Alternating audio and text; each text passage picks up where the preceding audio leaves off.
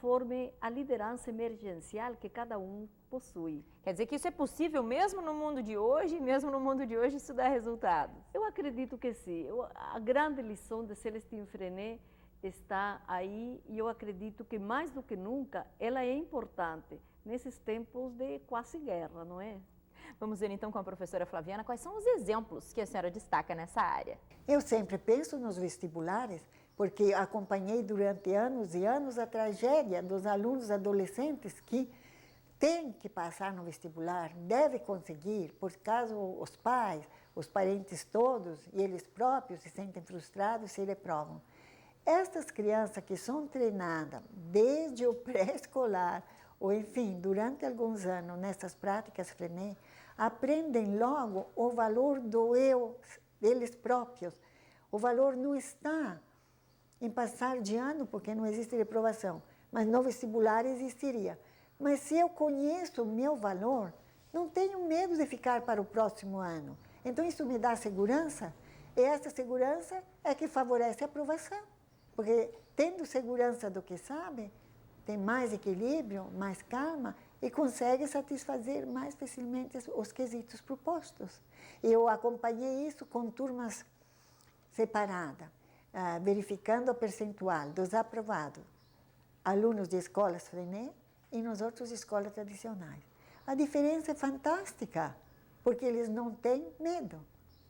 Professora Glória, e a senhora destaca que exemplos a senhora acha que são importantes nesse sentido?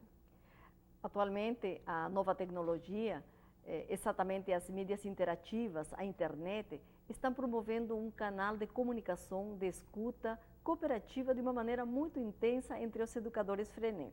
Então, por exemplo, a publicação de um livro, de um artigo e mesmo a organização de um evento, ela é feita, ela circula de uma maneira bastante rica, bastante intensa entre os membros de todo esse Brasil. Agora, a professora Flaviana falou de um ponto que eu acho importantíssimo na pedagogia Freinet, que é exatamente das crianças não terem medo, né? E o Freinet trabalha muito essa questão de medo e segurança. Como é que a senhora vê isso? Na verdade é uma questão bastante importante, porque segurança, desdobrando a palavra segurança, sem cure, né? É sem medo. Então, são palavras irmãs.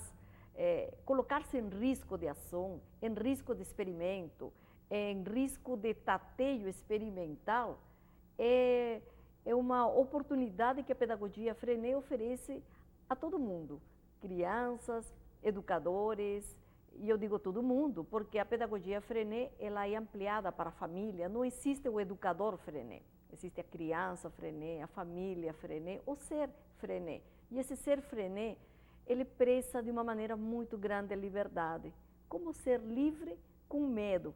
Isso é bastante difícil. E quiçá uma sociedade Freinet, então, não é, professora? Que felicidade!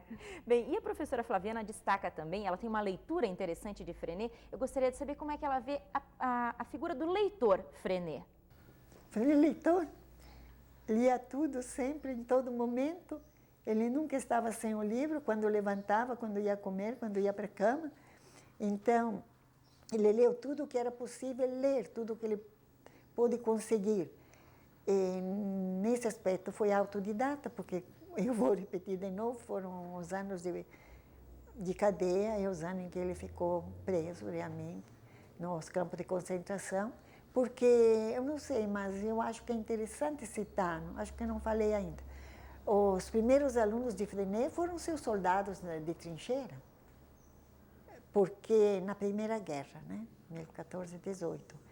Então, ele via que de vez em quando, aquela guerra que foi chamada das batatas, porque os soldados nas trincheiras, quando estavam próximos da Alemanha, recebiam sacos cheios de batata, que eram arrancadas dos campos, em condições lá precárias, ainda não muito maduras, depois ficavam naquele calor abafado, nos caminhões, nos carros, às vezes muito maior tempo do previsto, quando abriam, eram só podridão. Não existia mais. Então, além da doença, das feridas, existia a fome. E Freinet, para entreter os soldados, falava com eles. E para muitos ele perguntou se não gostariam de aprender a escrever pelo menos o nome. O analfabetismo era geral na época, a escrever uma frase para preparar um correio e mandar, quando aparecesse o carro encarregado, mandar para casa. Eu estou vivo, vocês como estão? E com grande surpresa ele descobriu que naquele ambiente completamente desfavorável, de sofrimento total, aqueles rapazes, ou às vezes pessoas de mais idade, 30, 40 anos, se dispunham a aprender e aprendiam, riscando no lodo ou na areia, aprendiam e faziam aquilo que antes nunca haviam considerado necessário de aprender. Então, os primeiros soldados foram os primeiros alunos. Ele era oficial, porque ele tinha estudado, como se dizia na época. Então, ele viu que a motivação era a mola propulsora de todo o processo. E resolveu levar essa mola do querer para, se um dia eu sair deste inferno, ele escrevia para casa, eu empregarei todos os momentos da minha vida para fazer com que as crianças amem aprender a ler e a escrever. Bem, e pelo jeito ele conseguiu e continua conseguindo até hoje, né, com os seus seguidores, não é, professora Glória? É verdade, chamando leitores e leitores. Bom, isso também leva a um outro dado interessante da pedagogia Freinet, que é a relação arte e educação, que eu gostaria que a senhora comentasse também. Na verdade, a arte é o jogo de articular saberes, articular sentimentos, articular conceitos. E, nesse sentido, Celestine Freinet articula muito bem a vida dele, toda essa vivência, como o exemplo da professora Flaviana, quando ele fala das trincheiras dos soldados na guerra, com o saber pedagógico, com a educação. O livro A Pedagogia do Bom Senso está plena de exemplos desse sentido. Até esse episódio das batatas, por exemplo, que faz parte dessa vivência de Freinet, por que não compreender que é também uma grande arte-educação nesse mundo de relações? Ele está juntando uma parte com outra parte. E arte vem dessa grande palavra articular. Agora, uma coisa que me chama muito a atenção, como é que a partir de uma experiência tão amarga, tão doída, tão difícil, né, uma experiência mesmo dolorida da guerra, conseguir desenvolver uma pedagogia tão leve, tão bem-humorada, tão solta, não é? Quem sabe isso permite pensar no humano, no ser humano, como ele é profundo, como ele é misterioso, como ele é denso. E ali a própria palavra humano chama esse humus, né, que é a parte mais fertilizante, mais rica da terra. E também uma outra palavra bonita, na personalidade e na atuação de Celestine Freinet, que é humildade.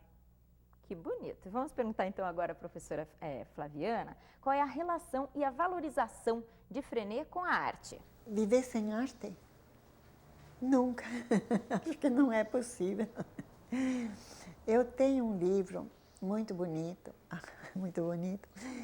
escrito por um mestre Freinet, que se chama Os Desenhos de Patrick. Era um menino completamente, como é que eu diria, desequilibrado. Seria uma palavra muito forte, mas enfim, ele não se ajustava em grupo nenhum.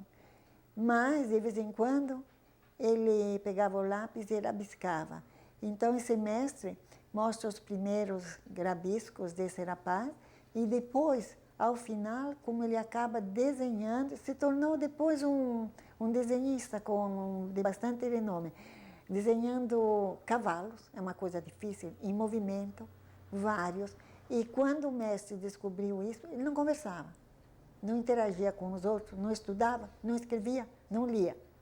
Mas como foram valorizados os desenhos, chegou a um certo ponto que ele chegou ao mestre, falou e disse: eu quero aprender a escrever e a ler, porque eu quero mostrar os meus desenhos. Por quê? Porque o mestre valorizou os álbuns todinhos e mostrava e explicava. Olha, Patrick não disse nada, mas vejam bem, esse desenho está mostrando isso. Oh, mas Patrick é um artista, ele sabe mostrar com o desenho o que ele quer dizer, ele não precisa falar conosco. Ele nunca exigiu que o rapaz conversasse, escrevesse, aprendesse alguma coisa. Acontece que, passado quase 2 anos, Ora passe a